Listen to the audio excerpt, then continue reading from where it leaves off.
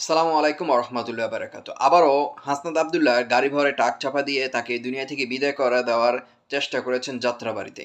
এর আগে চট্টগ্রামে গিয়েছিলেন সাজ্জিদ আলম এবং হাসনাত আবদুল্লাহ অ্যাডভোকেট সাইফুল আলমের জানাজায় অংশগ্রহণ করার জন্য এবং তার কবর জিয়ারত করার জন্য। সিনিয়র কৃষ্ণের অনুসারীরা সাইফুল ইসলামকে দুনিয়া থেকে বিদায় করে দিয়েছেন অ্যাডভোকেট চট্টগ্রাম আদালতে।